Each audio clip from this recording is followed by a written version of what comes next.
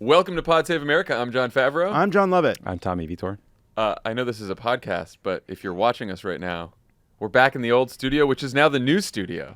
Brand new studio. It's beautiful. There's what looks like a Big Mac on a podium. Chandelier with monkeys on it. There's to a an monkey eagle. chandelier. Yeah, that's a big one. We got a Some other donkey. knickknacks here. Anyway, I think describing set decoration is like one of the I find most this riveting. wonderful podcasting. on today's show, Washington kicks off a busy spring with Ketanji Brown Jackson's confirmation vote in the Senate, a potential criminal referral of Donald Trump from the 1-6 committee in the House, and the return of Joe Biden's economic plan in a form that Joe Manchin can live with. We'll get into all of it, and then Tommy talks to The Atlantic's Anne Applebaum about the current situation in Ukraine, and later we'll wrap up the final round of our March Badness bracket, and we have a surprise late entry to consider from way out west. So stay tuned. All right, let's get to the news. It's the start of a busy spring in Washington before everyone leaves to campaign for the midterms. Late Monday night, the U.S. Senate advanced the nomination of Judge Ketanji Brown Jackson to the Supreme Court by a vote of 53 to 47, with Susan Collins, Lisa Murkowski, and Mitt Romney joining all 50 Democrats in support. The procedural vote was necessary to break a highly unusual tie in the Judiciary Committee, where every single Republican senator tried to block Judge Jackson from even being considered by the full Senate. This despite a new Marquette Law School poll showing that 66% of Americans support Judge Jackson's nomination, including 67% of independents and even 1 in 3 Republican voters. The whole thing puts Senate Republicans in a bit of an awkward position. Here's Roy Blunt and Lindsey Graham explaining their no votes. I think she's certainly going to be confirmed. I think it'll be a high point for the country to see her go on the court and take her unique perspective to the court. But I don't think she's the kind of judge that will really do the kind of work that I think needs to be done by the court. And I won't be supporting her, but I'll be joining others in understanding the importance of this moment. And I'll say this, if we get back the Senate and we're in charge of this body, and there's judicial openings, we will talk to our colleagues on the other side. But if we're in charge, she would not have been before this committee.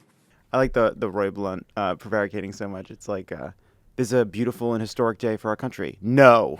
I vote no on it. But then he has a little button on the end. He's like, but and then she'll get nominated and confirmed, and I'll join everyone in recognizing the importance of the thing that I just voted against. I couldn't be prouder to be part of, if by part of you mean opposed to, this incredibly historic event. I am a part of it. As I am Roy Blunt, and I am very much a part of this historic moment. I'm just on the wrong side of it. My part was no. That was my part. I was the one trying to stop it, but there I was, part of it. He's retiring. You don't have to tie yourself in knots, man. You're retiring. That's why he said the nice words that were in the sandwich. Say whatever you want to do. Sandwich, do whatever you want to do. The nice words between the no sandwich were him retiring. Lindsey Graham, just a 3-week temper tantrum, just banging his rattle every day. Why are you so upset? Lindsey Graham, you voted for her you voted to confirm her to the second most powerful court in the country last year. You're like 5 minutes ago. Last year. I mean, what, if anything, do you guys think Republicans achieved with their buffoonery during this nomination? I think they got Mitt Romney to yes. I think that helps. I think they probably did. Yeah. Maybe Murkowski too. Yeah. I've been trying to tune my brain to a more cynical setting when thinking about this. Set it to Dan, Yeah. It over, but I haven't seen any real benefit for them. To Dan. Dan's a cynic. he plays his part. The dream scenario for McConnell was digging up something that would get, I guess, Joe Manchin to voice concern, but instead they've achieved the exact opposite. The cynical vote is a yes vote. If your goal is to jam Democrats in the future, the cynical vote is a yes vote. It's this, the no vote is not cynical. The no vote is stupid, short term. Say more. Yeah, what are you talking about? Speak to I me. think it's a great take. I'm a listener in upstate New York, and I'm not sure what you're saying. Upstate New York. Wait. Just trying to be the voice of the people. On SmartList, they do this funny thing where on SmartList they do aunt in Wisconsin. Sean's aunt in Wisconsin, trying to rip that off. Dan's a cynic. The people in upstate New York can't figure out what's going on in politics these days. Dan's a well-known. What do you have cynic. against? What do you have against Troy? Troy, what do you have New against York? the people of Schenectady? Have you been to Troy? Which what Troy? What do you have against Buffalo? Huh? A lot of things. Other than that new dumb stadium they're building. Here's the point I'm making. It's the winning in the stadium. That's the problem. This is happening. She is about to be confirmed. It is an absolutely historic nomination. They would be able to. It would affirm their their sincerely held but wrong belief that Democrats have been the ones leading the radicalization of the judicial nomination process. They are the ones who railroaded Bork and Clarence Thomas and Brett Kavanaugh, while they were the ones being dragged along to the ending of the filibuster, dragged along to the scorched earth politics of these confirmation hearings, and setting themselves up to do what they want to do in the future, which is never allow another Democratic nominee to ever reach the Supreme Court ever again. But instead, they can't do it because of primaries, because of short-term thinking, because they're furious, because they just don't want to, and because they don't think that way. Yeah, and she's not changing the ideological composition of the court. No. So it was really kind of a free vote. Yeah. They also made her more popular. There was a clear backlash. Even among Republicans. Even among Republicans, her support at the beginning of the hearings was lower, even though it was still pretty high. It was like 58, 59%. It was a 66% by the end.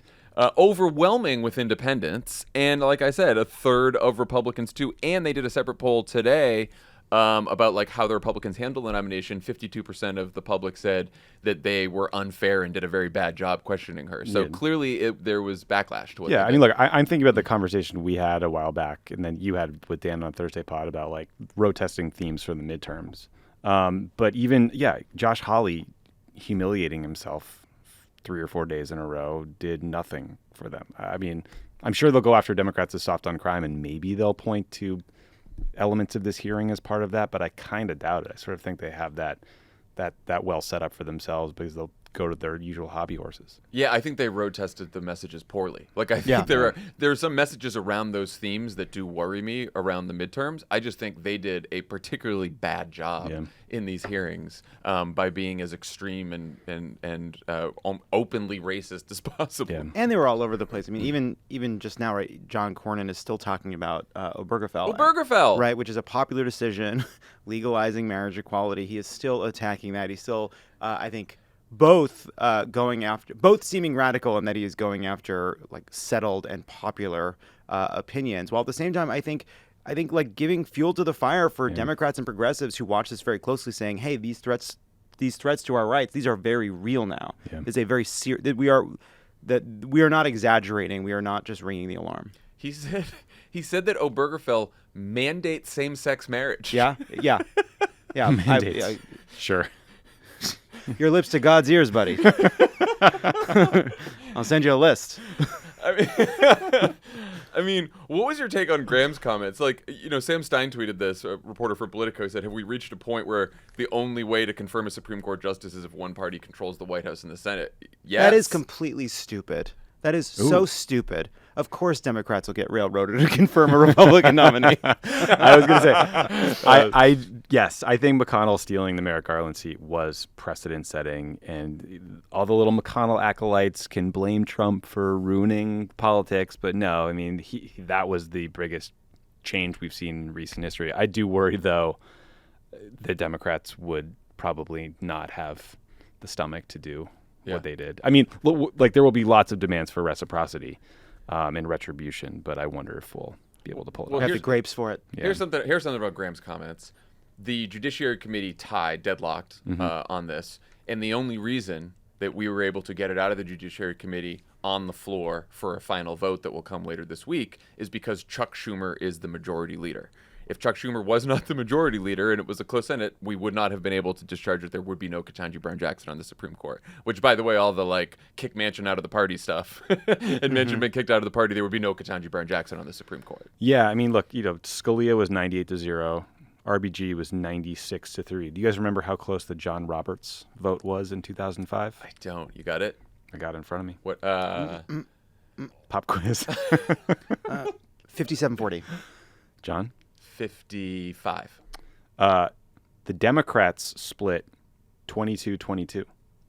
What? Half the Democrats voted for it. And it was also some weird ones. Chris Dodd, Feingold, Leahy, Levin, Wyden. What's extra embarrassing about me getting that wrong is you and I were in the Senate, working in the Senate for Barack Obama, who was voting on that nomination. And he voted no, but I think it kind of tortured him a little bit because of this tradition. I was there too. Were you with What was the final vote? I don't have it in front of me. Well, what the fuck? What was the split that mattered? Yeah, but that wasn't your question. You didn't say what was the split. Hold on. It was like 70 or 80. It was like something like that. Yeah. No. Graham's comments, though, by just saying, like, hey, just so everyone knows, if we ever take back the Senate, we're never going to confirm another judge that's not a right-wing judge. Like, I'd put that in an ad. I think that's good for voters to see. And look, Murkowski, right after her vote, or right after she announced that she was voting yes, she said this process is so unbelievably broken. 78-22. We should have been able to do the math. If there were 22 Democrats who voted no, obviously there were no Republicans. Listen, we're so stupid. We're doing great. We're doing great. We're moving Terrible on. at math. Over in the House. Anyway, Ketanji Brown Jackson is going to the Supreme Court. The vote's going to come later this week. Wonderful. Over in the House, the January 6th committee is aiming to wrap up their investigation before the midterms. But Politico reports that some members still aren't sure if they want to formally recommend that the Justice Department pursue a criminal case against Donald Trump. Select Committee member Zoe Lofgren of California said, quote, "A referral doesn't mean anything. It has no legal weight whatsoever, and I'm pretty sure the Department of Justice has read last week's opinion, so they don't need us to tell them it exists." She's referring to the federal judge who said in a ruling that there's credible evidence that Donald Trump engaged in criminal conduct by obstructing Congress from certifying the election. There was also a New York Times story over the weekend that gave us the White House view of the situation. Quote, "As recently as late last year, Mr. Biden confided to his inner circle that he believed former President Donald J. Trump was a threat to democracy and should be prosecuted. And while the president has never communicated his frustrations directly to Mr. Garland, thank God, he has said privately that he wanted Mr. Garland to act less like a ponderous judge and more like a prosecutor who's willing to take decisive actions over the events of January 6th. Let's start there. What do you guys think of the New York Times story? I like that Biden on this matter is basically like all of us, just be like, what's going on over there? What's he doing over there? I put this guy in. He says I'm not going to get involved. I'm not going to call him, but like, come on. We got crimes left and right being documented. What's he doing? I don't know. Tommy? This leak sucks so much. This leak is such a problem. This is like the DOJ equivalent of like removing a white glove in the 1800s and like slapping your opponent. Like now, don't you think Garland's going to get his back up? Of course. And bend over backwards to not look like he's responding to political considerations? They put out the statement. The people who leak, I've just like, I have no doubt that the people who leaked this to the New York Times from the White House or from the sources that were familiar with Joe Biden's conversation want Merrick Garland to prosecute Donald Trump. This will have potentially the opposite effect because Merrick Garland is the type of guy who, if he has to read in the New York Times that Joe Biden wants him to prosecute someone, is going to feel like he shouldn't prosecute someone. Yeah. My hope in reading my hope in reading this What do you got? is that this has zero impact. Potentially. That's how I took it. This- Unless Yeah, it was happening I mean, tomorrow. I hope that too. I hope for all kinds of things. I hope and expect. This is giving me tasting notes of Jim Comey, Loretta Lynch, Bill Clinton on a tarmac. Yeah, my hope Hints is of cigar box. Luckily, Fruit forward berries. look, they broke the mold when they made James Comey. All right, that guy. They don't make him that tall and ponderous anymore. All right, that was the last one. All right, so Merrick that's Garland, great. a little shorter, still is We got a ponderous. little shorter, pretty ponderous. What awfully pretty ponderous. ponderous, but he's not in that rarefied, 6'3", 6'4" air where facts and reason don't reach. So that's, I think, hopeful.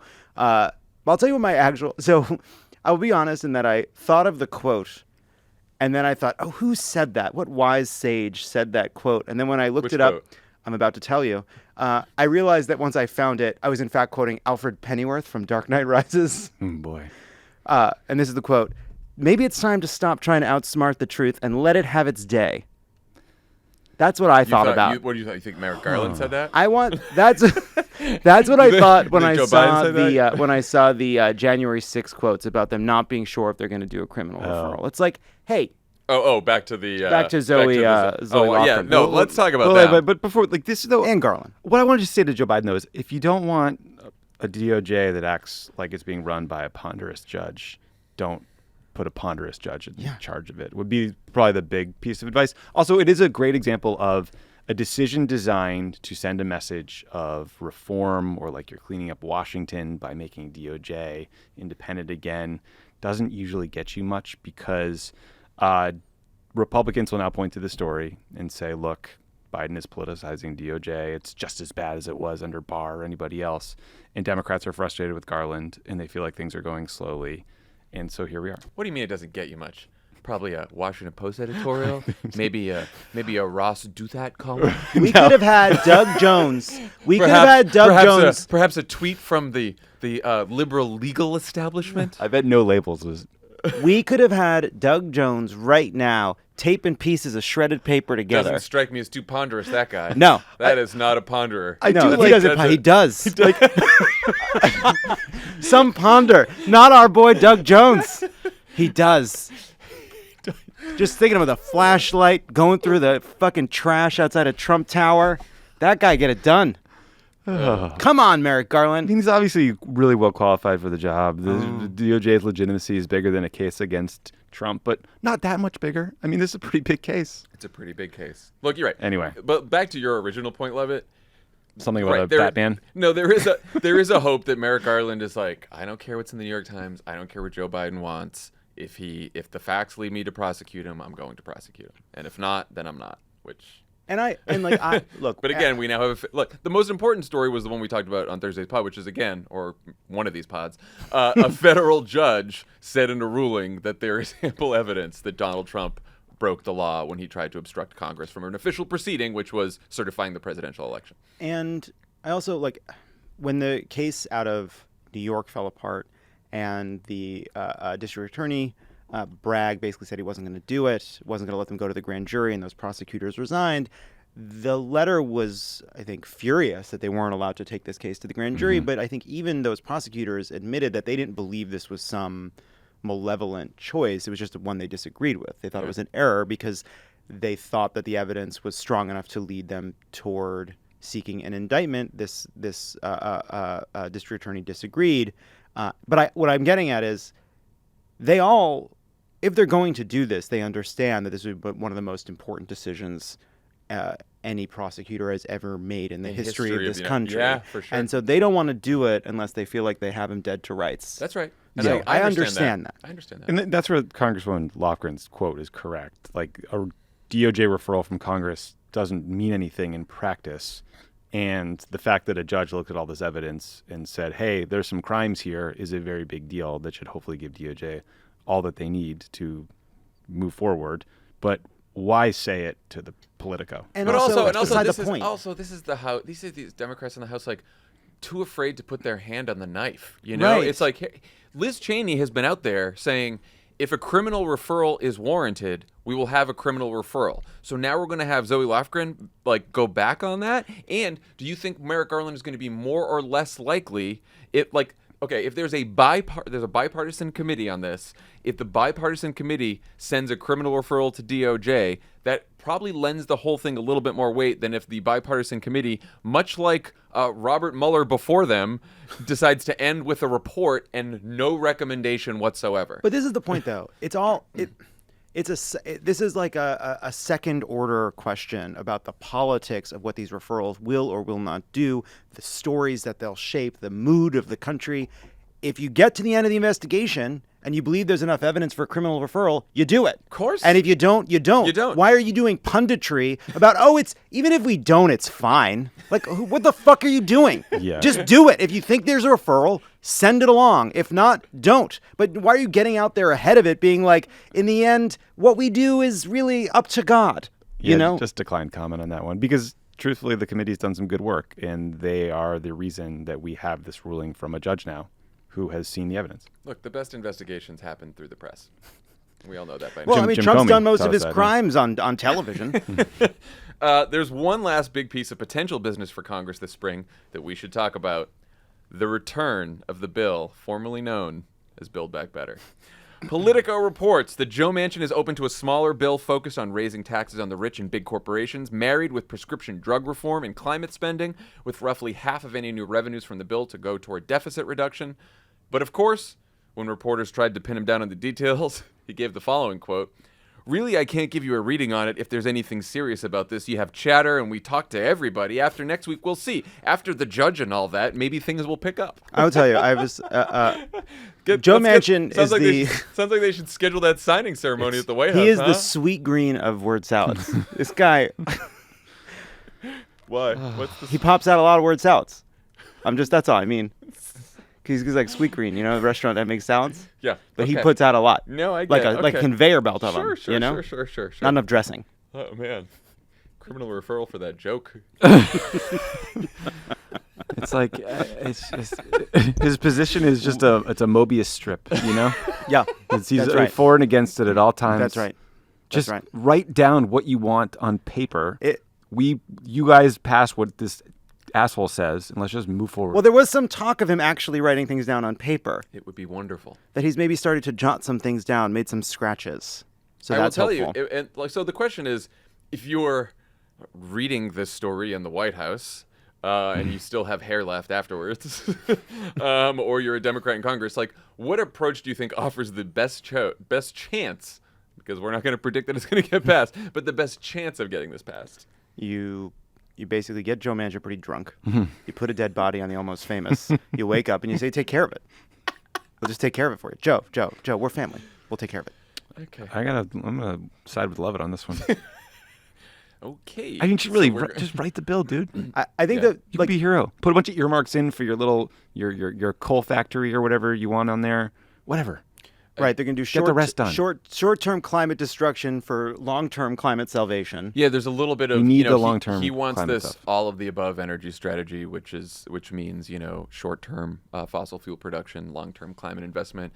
There were some Politico Pro had some Democratic members of Congress in the House quoted as saying like, fine. As long as it's short-term and the long-term spending is going to match what was in the original Build Back Better, which was very significant spending and transformative on climate. And the hopes that it would just by having done that spending, you kind of outpace whatever damage you do with the short-term. But here's what I've learned from Build fossil Back fuels. Better for everyone else is everyone shut up about everything on this, right? Like whatever Joe Manchin sees this partly as a messaging exercise about himself and where he stands. And if he wants to go out here and say that this is a bill about deficit reduction and fighting inflation and we're going to fight the deficit and blah, blah, blah, let him say that. Yeah. If he wants to talk about the all of the above energy strategy, but we know that the actual legislation is really transformative on climate, let him say whatever the fuck he wants to say. Just get the thing done. I think that the thing I don't understand is where cinema falls on all this because so there's a prescription drug piece, and if she apparently negotiated a weaker prescription drug piece that she could get behind before, I don't know where that stands compared to what they're kind of heading towards now. There's the climate piece, which Manchin has been for, which cinema has not come out against, and then there's the taxes. Joe Manchin's been all over the place. He said different things depending on which reporters are passing him by, but he has been over time signaling that he wants higher taxes on the rich to pay for this plus some deficit reduction, both because his brain is kind of steeped in 2000 era.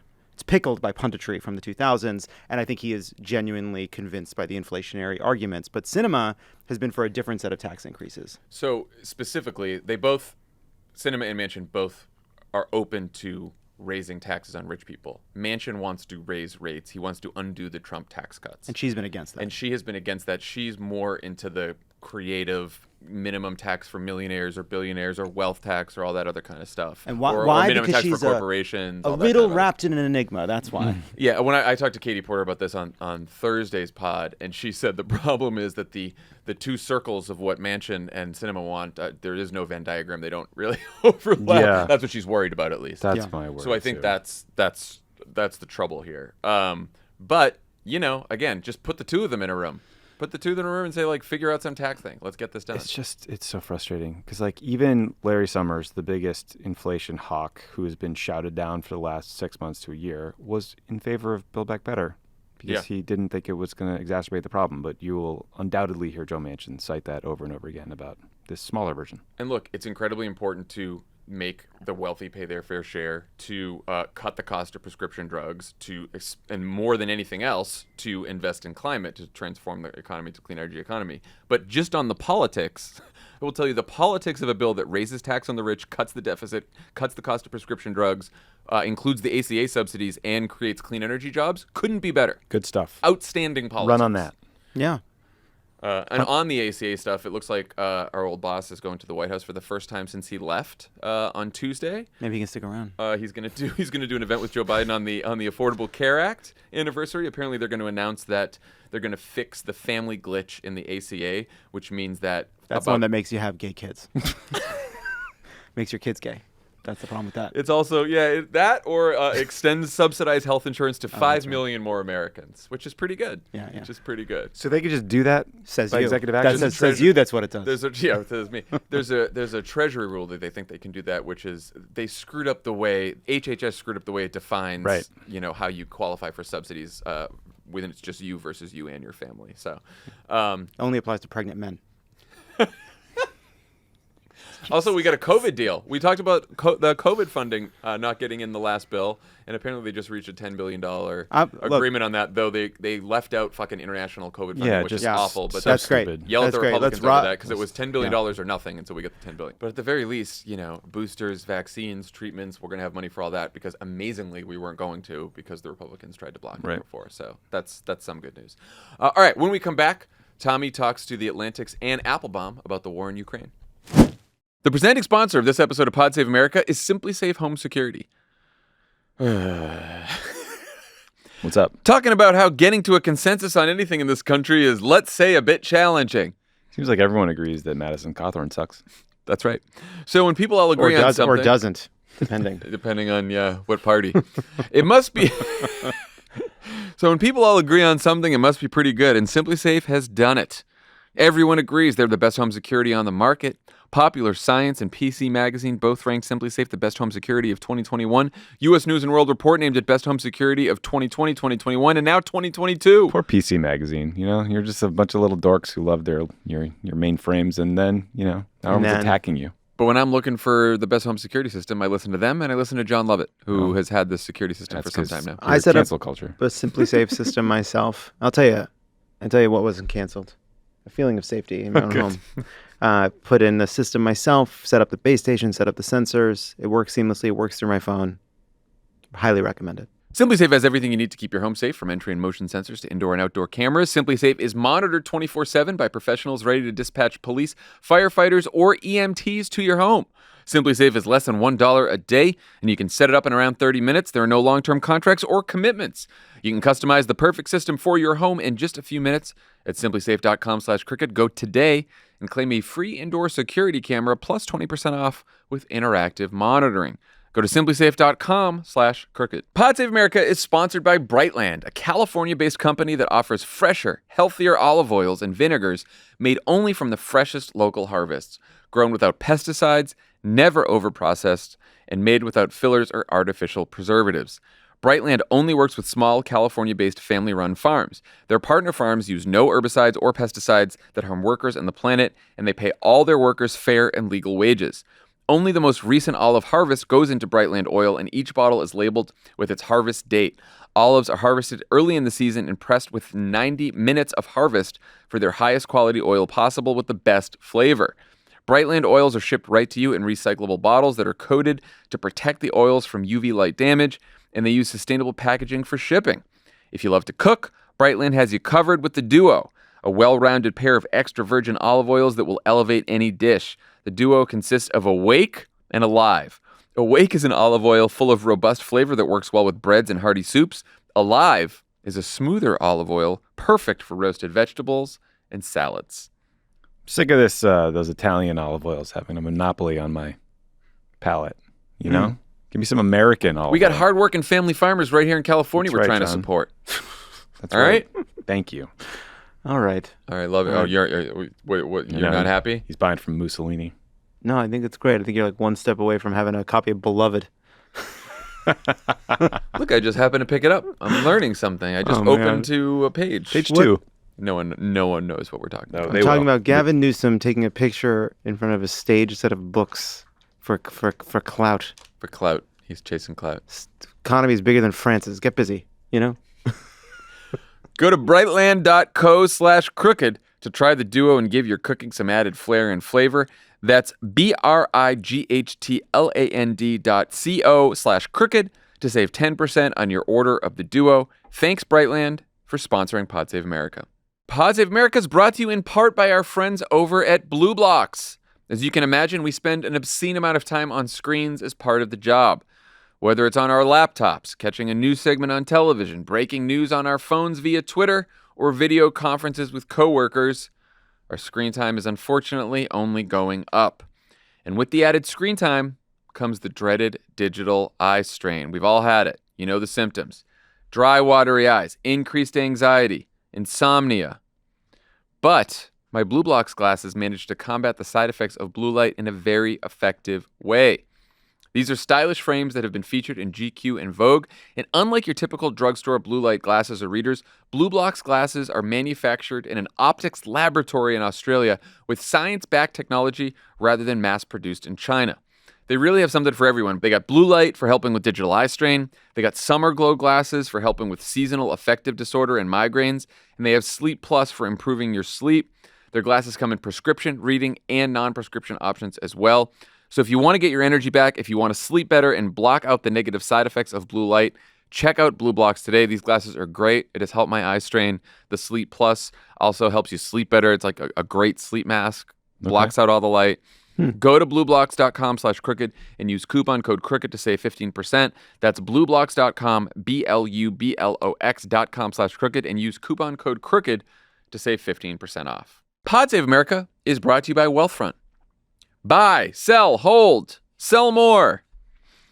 It's fun to pretend to be a hotshot 1980s stock trader, isn't it? John's wearing one of those blue button-downs with a white collar. Yeah. That's Got right. Big pinstripes. That's right. Big lapel. And he's sniffling a lot. Handing out business cards. Yeah, like I'm going to a Madison Cawthorn party. There it is. This card is bone. In reality, I know basically zero about trading or investing. That's true, and just need a place to put my extra money so it grows. Because people are telling me my mattress is not a good idea. Yeah, Scrooge over there. People like me are why Wealthfront exists. The secret to Wealthfront's performance is great software. It's built to make it easy, rewarding, and even delightful to build your long-term wealth. Okay. Wealthfront's automated trading optimizes your portfolio based on your own risk settings, helping you reach your financial goals without lifting a finger. They also get you automatic tax breaks that can boost your returns even when the market dips, kind of like a bonus coupon you can redeem at tax time. That's pretty cool. I like coupons. You can go with Wealthfront's expert-built portfolios, including a socially responsible option that's designed around sustainability, diversity, and equity, or you can build your own portfolio with their curated selection of funds. Wealthfront is trusted with over $27 billion in assets, helping nearly 500,000 people build their wealth, and Investopedia just named them their best robo-advisor for 2022. Wow. Not bad, since we're just still in the first half of 2022. Yeah, my risk setting is bungee jumping abroad, like spring break. Wow. That's something. Yeah, it's good. That's impressive. To start building your wealth and get your first $5,000 managed for free for life, go to wealthfront.com/crooked. That's WEALTHFORNT.com/crooked to start building your wealth. Go to wealthfront.com/crooked to get started today. On the line, I'm joined by Anne Applebaum. She's a staff writer at The Atlantic and the author of a fantastic book, Twilight of Democracy, The Seductive Lure of Authoritarianism. Anne, thanks so much for doing the show. Thanks for having me. So I'm really grateful for you coming on. Obviously, Ukraine has been in the news for a month plus now, but over the weekend we saw some truly horrifying images out of parts of Ukraine like Bucha that had recently been occupied by Russian troops. Clearly there were civilians being bound and shot, war crimes, or at least evidence of war crimes. The international response has been a little bit mixed so far, as far as I can see. Have you seen meaningful steps in terms of the pressure campaign on Putin? Are you seeing countries saying things that might move the needle? So the response of the West more broadly has moved the needle already. I think the fact that Putin did withdraw his troops from the north of the country is an important sign. He felt he could no longer win, and his original plan, which was to conquer Kiev, has failed. And that's partly because of Western support for Ukraine. I mean, I actually think that the military support for Ukraine is by far the most important thing we're doing, and much more important than sanctions. Sanctions might have a long-term effect, particularly on the Russian military industry and its ability to manufacture weapons, and that's good. But in the short term, it doesn't really, there's no mechanism, there's no tool by which it stops Putin or does anything. So really the most effective thing we can do is still military. I mean, there are the beginnings in Ukraine of important and serious human rights investigations. Human Rights Watch is on the ground, there are journalists on the ground. There are people beginning to bring court cases. And although that's all very slow moving and so on, I believe that will also have a cumulative effect over time. But I do expect more sanctions, more response. But as I said, I'll just repeat it again. most important thing we can do is give the Ukrainian army the weapons that they're asking for. Yeah, look, I agree with you there. I mean, I think we all want the peace talks between the Ukrainians and the Russians to work, but most of the experts I read believe that this is essentially an effort by Putin to reconstitute his army, resupply, give people some rest, and refocus his military effort on the east of Ukraine, because their effort to race down from Belarus and get a bunch of tanks into Kiev was met with really fierce resistance from the Ukrainian military, who, you're right, they performed incredibly ably, but in part because they had anti-tank weapons that were provided by the U.S. and the U.K. and many others. Yeah, I mean, it's also important to understand, so the peace talks, I agree, eventually there will be some kind of negotiation, but the war continues to matter and will shape that negotiation. Anybody who wants the Ukrainians, to trade land for peace needs to understand what's at stake here. And I think we've just learned it over the weekend. Every piece of territory that the Ukrainians give up to Russians is terrorized. That means the local mayors and business leaders and museum curators are arrested or disappeared or murdered. It means that there's random terror at civilians. We saw already the effects of some of it. Apparently there's more coming out as more of those towns are liberated and as people come in to find out what happened. Every single Eastern Ukrainian town that has been occupied by the Russians, the same story. In fact, this is what happened in Crimea as well after the Russians occupied Crimea. So, remember that, any concessions, this isn't just about giving a little bit of land up or moving the border. Any concessions mean that the Ukrainians are giving their own people up to a vicious totalitarian occupation force. And they may have to do it. And, I'm not going to tell the Ukrainians what their negotiation strategy should be. But just remember, when advocating for them to do that's what's at stake. No, I think that's an important note. I mean, I too am not going to tell the Ukrainians when to negotiate or what to negotiate. But it is worth noting that I think when you total up the Crimean Peninsula and the Donbass region, you're talking about like 10% of Ukrainian territory. So this is not a small concession that we're talking about. What steps do you think have not yet been taken that would be the most meaningful in terms of support for Ukraine? There's some military support we could do and some sanctions. I mean, I think actually if you want sanctions that are more effective, I would take the top 5,000 Russians, everybody who is in the Duma and the Russian parliament, everybody in the Kremlin administration, and plus all their wives and daughters and sons and relatives. And I would ban all of them from traveling to Europe or America ever again. I mean, I would put them on lists right now. That's something that could have an effect right now. So I would begin focusing sanctions much more on the broader elite and not just on these, billionaire oligarchs who everybody loves to hate. That's so I would say that. In terms of military help, I mean, the Ukrainians have a specific list. They want aircraft, they want armored vehicles, they want more tanks. They wanted a no-fly zone. They made that very clear, and we made it very clear, unfortunately, that we weren't willing to do that, not even over Western Ukraine, which, I think was a mistake. But I understand the calculation of the Pentagon was this fear of a direct clash between U.S. and Russian forces, which they wanted to avoid. But speeding up the provision of those weapons, those bigger ticket items that they want, plus, the ammunition and so on, I think we can do that right away. I mean, we can do it the next week. So, I mean, just to follow up on the no-fly zone point, I think I'm definitely in a sort of further left position than you are on this matter generally. Oh, there's no left. There's no left and right here. I'm just trying to describe to the audience. Like, I've been very worried about escalation, very concerned about the prospect of a direct military confrontation between the U.S. or NATO and Russia. Yeah, I understand those concerns. Yeah. No, I'm just sort of like spelling it out for listeners. But, I'm over the weekend, I saw the images at Abuka, and it's hard not to feel like outraged, horrified, disgusted, wanting to give the Ukrainian military, every weapon system they need. So, I mean, I guess, how are you thinking about the balance there or the risk of a direct confrontation between the U.S. or NATO and Russia? I mean, how did you calculate that?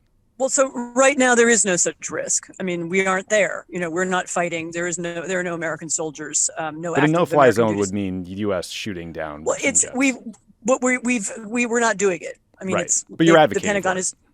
I mean, it's a moot point to advocate for something that won't happen. So I'm not going to bother advocating for it. And as I said, I understand the Pentagon's concerns about that. It's not irrational. I mean, I do think that the Russians have used the nuclear issue as a form of, they use it to create fear and anxiety. They use it to create, to make us not fight. And so to a extent, they are bluffing. I mean, they are, that's what they do in order to prevent us from entering the war. And we have succumbed to that threat. But reasonable people can disagree about this one. Yeah. So, you've written a lot about the need to crack down on Russian money, Russian oligarchs, and there has been some scrambling, some catching up lately to crack down on Russian oligarchs. The UK says they're going to, pass some laws that make it hopefully less difficult to wash money through London. Everyone's excited when we see some mega yacht get, taken by the Spanish authorities, whoever did it today. But, you've written about how there are actually, the conventional wisdom is that money laundering and ill-gotten gains get hidden in offshore accounts abroad. But in reality, today, states like South Dakota have become premier global tax havens. There's actually people taking money out of Switzerland and putting it in South Dakota. How do we fix that? If South Dakota state lawmakers don't want to deal with the fact that you can hold companies anonymously in South Dakota, hide taxes, hide from legal liability, is that something Congress would have to do, and are any lawmakers working on it? So there are people in Congress who think about it. There are a couple senators who think about it quite seriously. Senator Whitehouse is one of them from Rhode Island. I agree with the premise of your question, that this is really a structural problem. And, I don't know, confiscating somebody's yacht feels great and, makes everyone happy, but it doesn't fix it. I mean, I think there are really much more fundamental things we should do. I mean, look, why does anybody need to have an anonymous company? Why does anyone need to hold property anonymously? Yeah, I don't know. People have these, there are these fringe reasons why someone might want it. But frankly, the people who want to do those things do it because either they want to avoid taxes or because they're criminals. So why does that have to be at all legal in our country for any reason? I mean, I think it's really time now to end all of those practices, not just in the United States, but in Europe, and really in all democracies. Getting to these very basic problems, these very basic sources of kleptocracy and money laundering would be a lot more effective than just sanctioning people, retroactively when something bad happens. And by the way, this just isn't about Russia. This is about Russia. It's about countries in Africa. It's about, many, many countries around the world. And we could stop a lot of corruption, and we could stop a lot of the political influence campaigns that are paid for with corrupt money if we just change these laws. I mean, another one, why do Americans have to ever be allowed to put any money in tax havens? What are tax havens for? Who uses them? People who are avoiding taxes and people who are corrupt. Yeah. So let's shut them down. Yeah, no, totally agree with that. Just stepping back a little bit and getting more into the topic of your book. I mean, we're seeing an autocrat in Russia invade Ukraine, but you're also seeing, nationalists, autocrats like Viktor Orban in Hungary win re-election. It now looks like there's a surge in support in France for Marine Le Pen, who's a horrible right-wing, xenophobic, racist candidate. Over and over again, I think we see these sort of illiberal autocrats use nationalism to get power. Do you have any thoughts on how to push back on that? I mean, my concern is that it seems to happen in the wake of difficult economic times. So the 2008 financial crisis led to Viktor Orban. Marine Le Pen is beating the drum about inflation. Like, how do you think about how we can help counter those sort of appeals? And that's a long, deep question. And, a lot of politicians spend a lot of time thinking about it. I don't think there's a pat answer that goes for every country. I mean, there are some answers that have to do with changing the subject and focusing people on roads and bridges, instead of existential cultural issues about which we will never all agree and divide people. There's an answer that has to do with rekindling and focusing on patriotism as opposed to nationalism? I mean, what are the things that tie us together as nations and pull us together? Where can we be proud as Americans or as French people?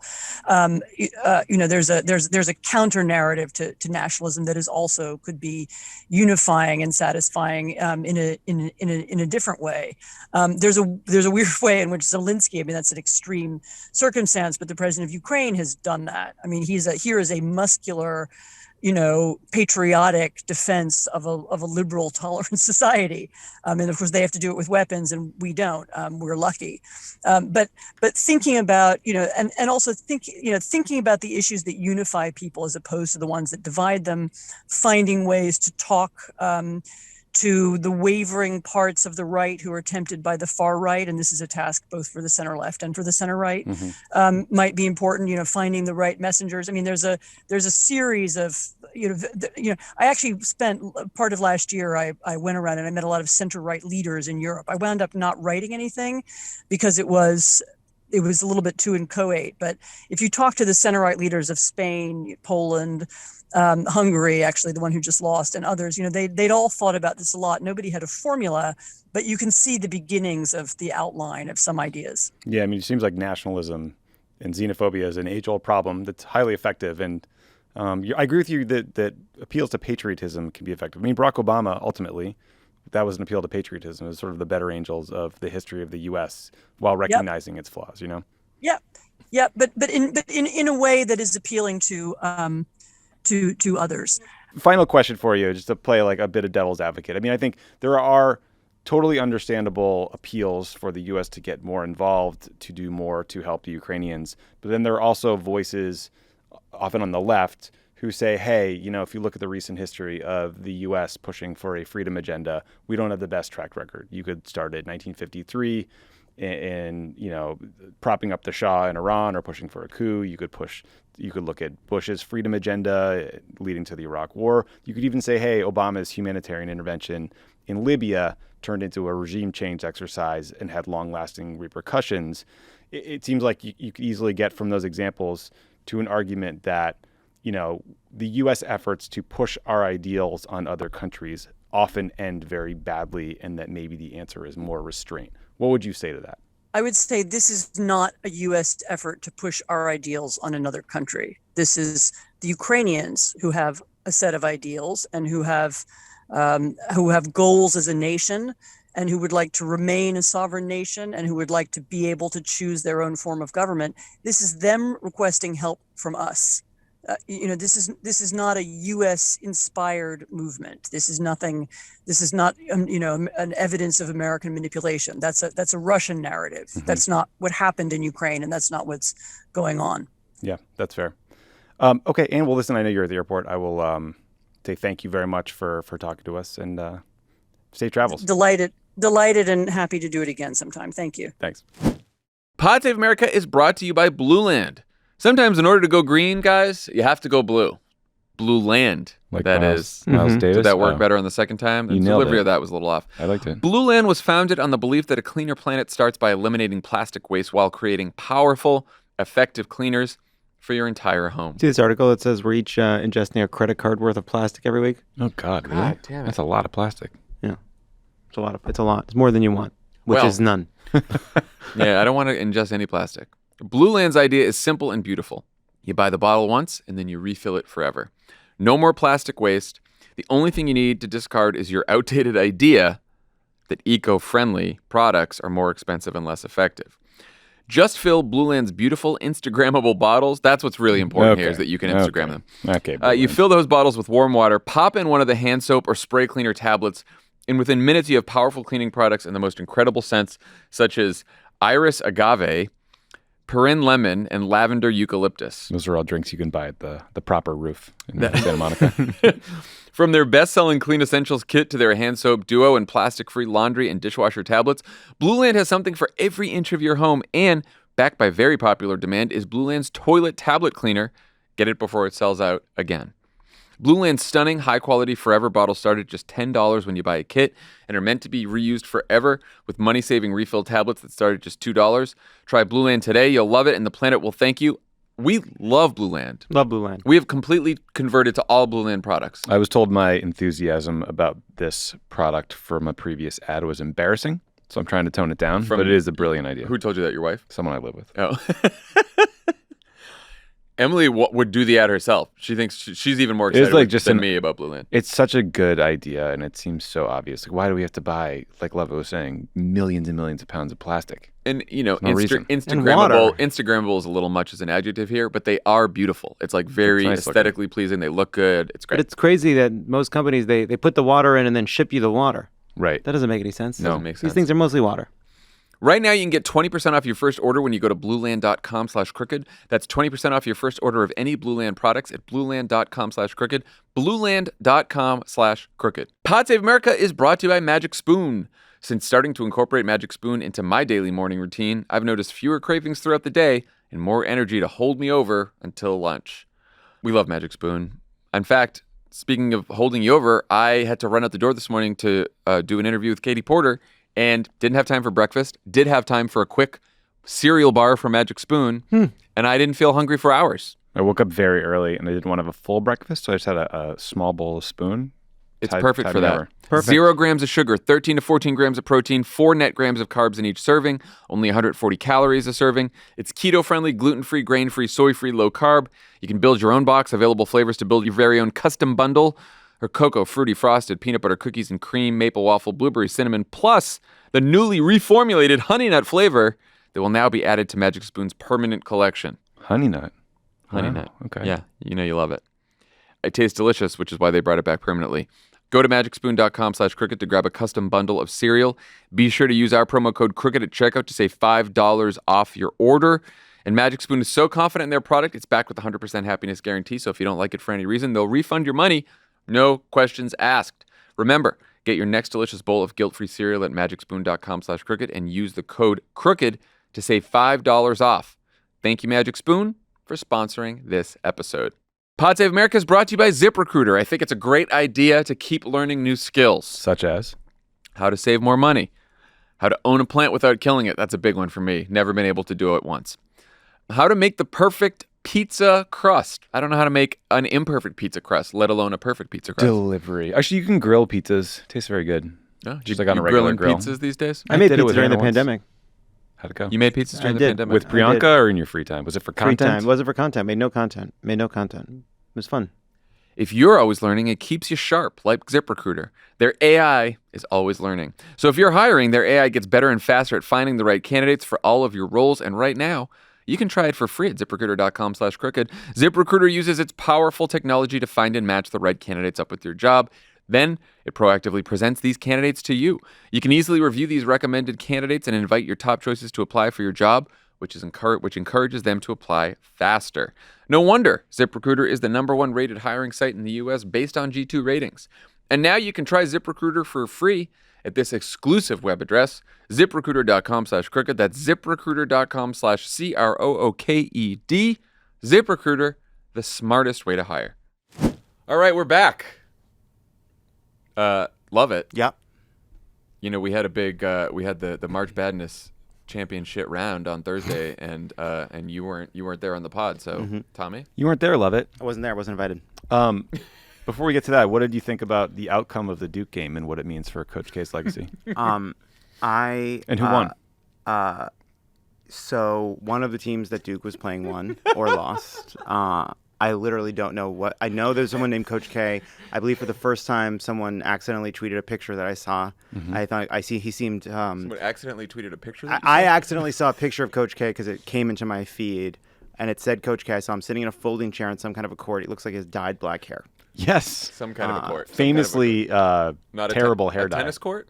No, it was a basketball court. I don't know who Duke played, and I don't know whether or not Duke won or not. I don't know what round it was in.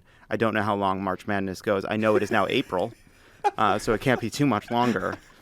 Final game's tonight. Final game is obviously tonight, Thursday night. We're recording Monday. We're recording. It's Monday.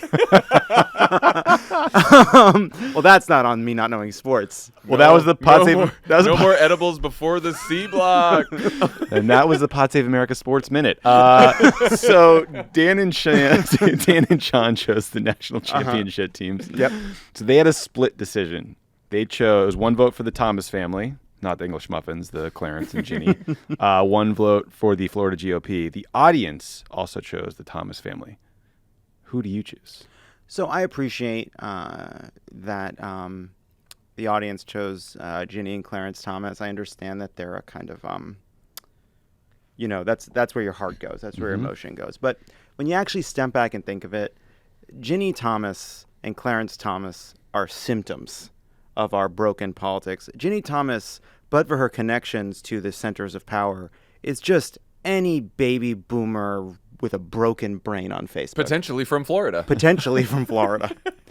So, and while Clarence Thomas is, I think, an icon, a hero.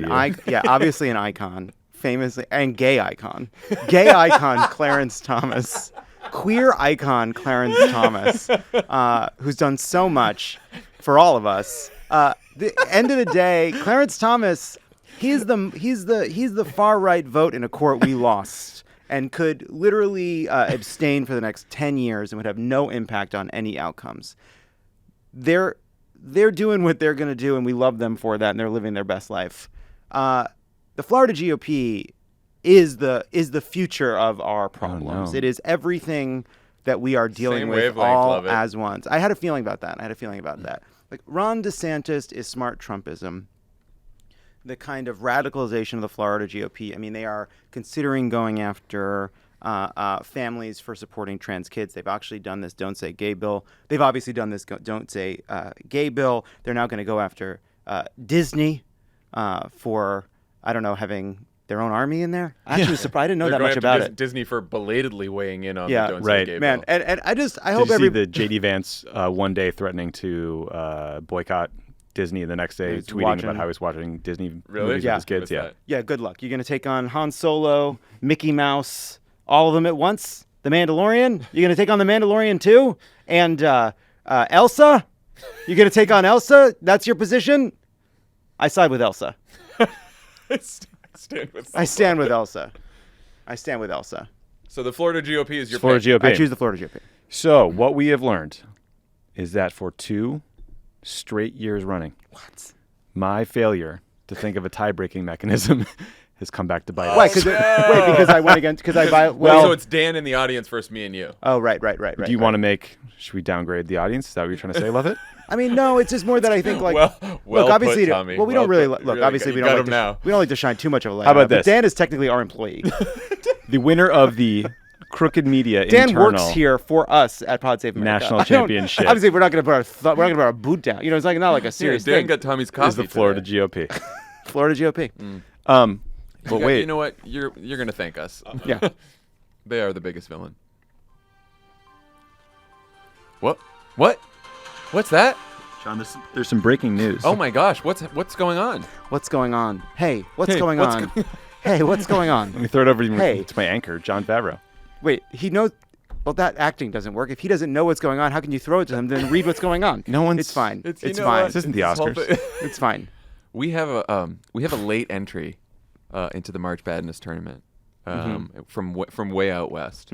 We did not see this coming, but we do have to take it seriously. We of course. On April Fool's Day of all days, we got an announcement that there is a new candidate for Congress to fill the seat of the dean of the U.S. Congress, Don Young from Alaska, and that candidate is Sarah Palin of Wasilla. Sarah Palin. She's back, everybody. I She's back. so She's back. I saw this news on April Fool's Day, and I saw Jeremy Peters of the New York Times tweet out the press release, and I started texting it around, and I sent it to our Slack, and I was like, I'm the first one to let everyone know that Sarah Palin's back. And then all of a sudden I looked at the date, and I was like, April Fool's. Jeremy Peters was had, and so was I. I can't believe this. And then it wasn't an April Fool's joke. It was real. Sarah Palin announced her congressional bid on April Fool's Day. In a sense, we've been living in April Fool's Day for the better part of 6 years now. 6 years. I was going to say since. My favorite part about the reveal from Miss Palin, former Masked Singer, was that a reporter from the Anchorage Daily News, probably a critical source of news for your average Alaska voter, was replying to Jeremy Peters' tweet saying, "Hey, can anyone confirm this or forward it to us? Please let me know. Here's my number." It's so funny. On Twitter. You didn't send it to the biggest paper in the biggest city in your state. Also, I went to the website to see if it was real too, and it's like, even the website, you're like, is this real?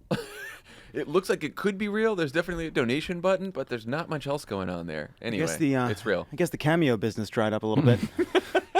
We gotta put more gas in that tank. For those of you who are wondering what's going on with this election, there are nearly 40 candidates running to fill Don Young's seat. He died at 88. He was the oldest member of the House. 7 of them are Huskies. There will be. Here's how it's going to go. There will be a special election on June 11th. Yep. And the top four candidates will move ahead to the special general election on August 16th. Again, this is like Republicans and Democrats all run in the same first election, the one on June 11th, and then the top 4 run in August 16th. What a wild thing. Can you think of a worse job in all of politics than being like the lowest ranked congressman from Alaska? Like, you have the longest commute possible, and you have zero power. Get all the miles. I don't know. Sarah Palin's pretty bored.